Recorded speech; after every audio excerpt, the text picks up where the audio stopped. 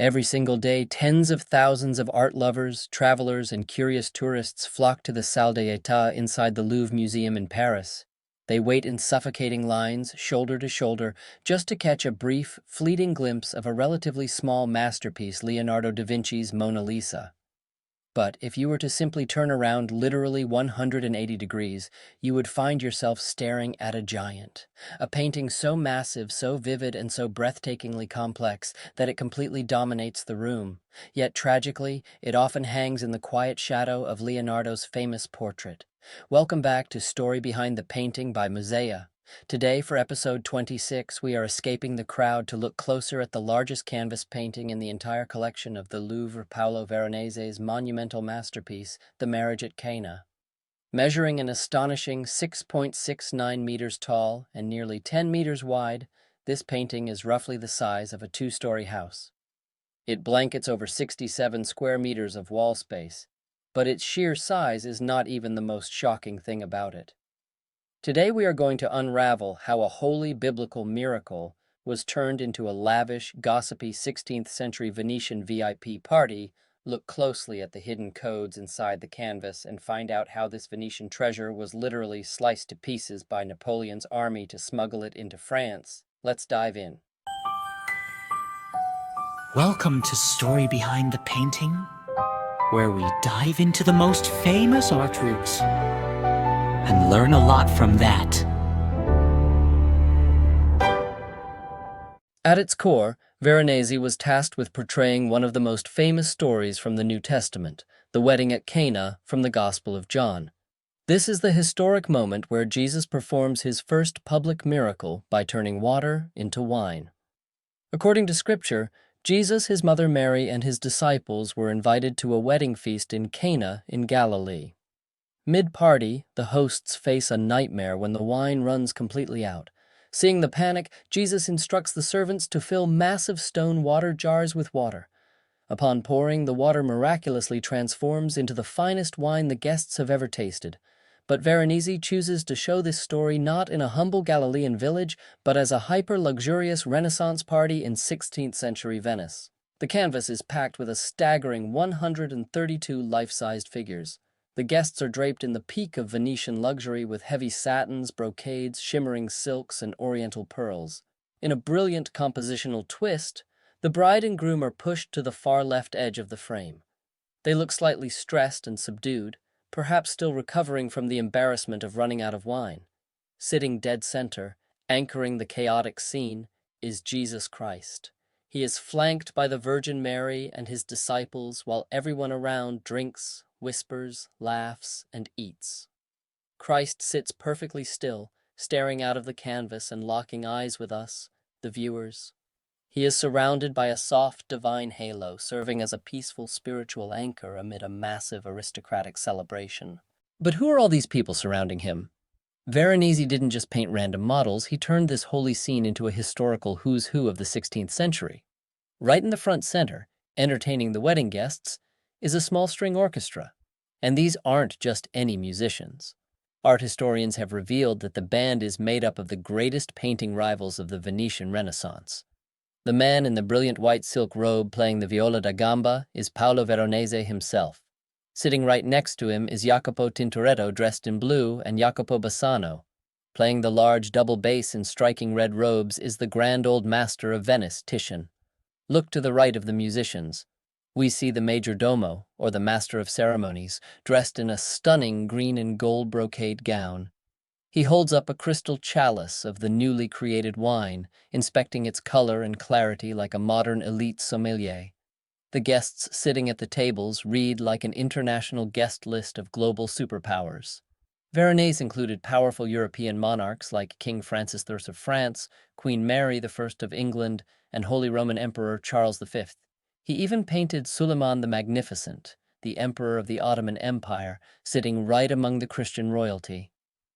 In 16th century Venice, a global hub of trade, wealth, and diversity, this painting was a vibrant mirror of the city's immense worldly power. So how did an artwork of this sheer scale, packed with so much worldly luxury, royalty, and noise, come to be? You might assume it was commissioned by a wealthy king or a flamboyant Venetian billionaire to line the halls of a palace. But the truth is far more ironic. On June 6, 1562, the Benedictine monks of the monastery of San Giorgio Maggiore signed a formal contract with Paolo Veronese. The monks were building a brand new monumental dining hall known as a refectory.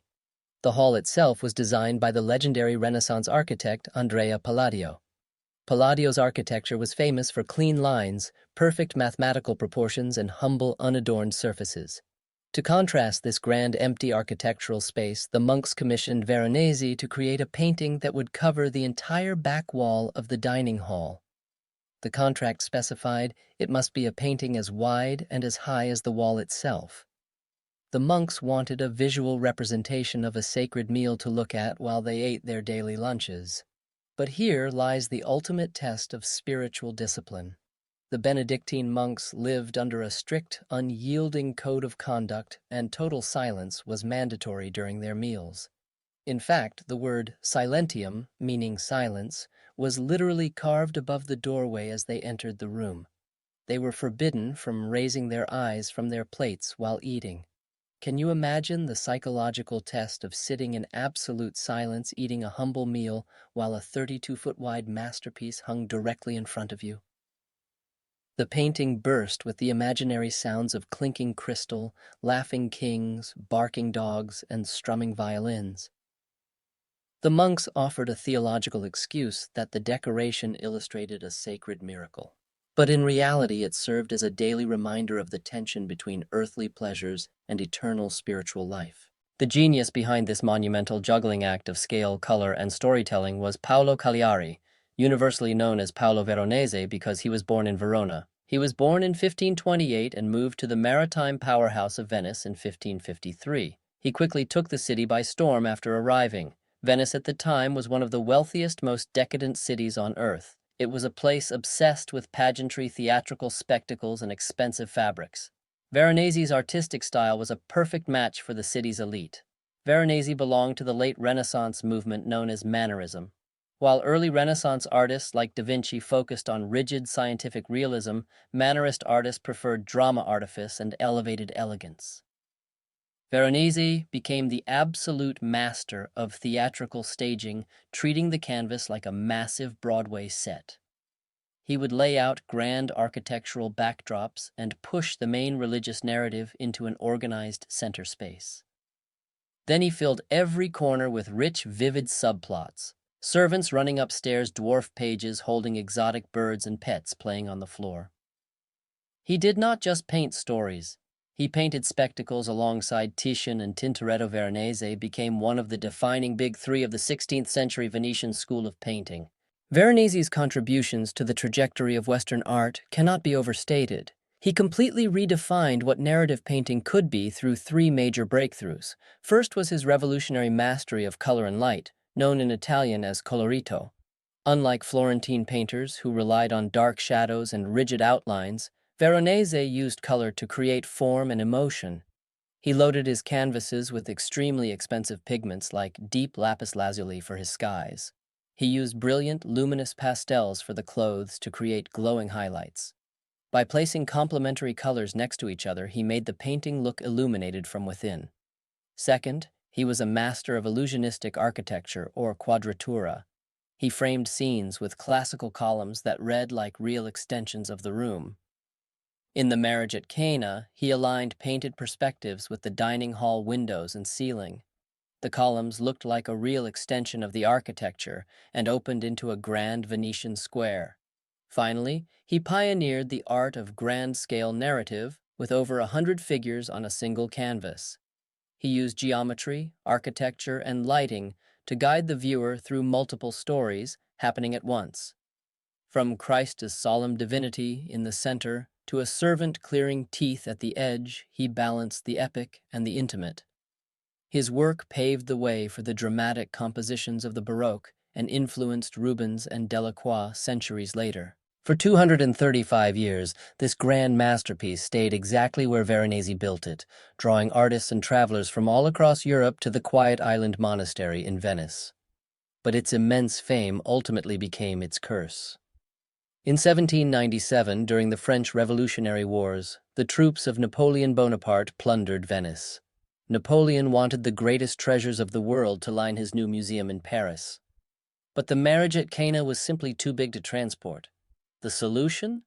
The French soldiers literally took a blade and sliced the massive canvas horizontally right through the middle, rolling it up like a rug to ship it across the sea. It was stitched back together inside the Louvre in 1798. When Napoleon fell in 1815 and the French were forced to return the stolen art, the Louvre's curator lied to the Italian authorities, claiming the painting was too fragile to survive the journey back across the Alps. And so, because of a historical lie, Veronese's Venetian masterpiece remains in Paris to this day.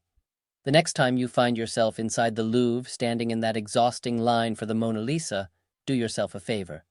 Step out of line, turn around, look up at the hiding giant of the Louvre. Let your eyes wander through the glittering silk robes, listen to the imaginary Renaissance violins, and marvel at the grand, theatrical brilliance of Paolo Veronese. If you want to dive deeper into masterpieces like this, zoom into high-resolution brushstrokes, and unlock guided audio tours of the world's greatest museums right in the palm of your hand, you need to download the Muzea app. It is your ultimate digital companion for exploring the art world, whether you're standing inside the Louvre or lounging on your couch at home. Click the link down in the description below to download the Muzea app today.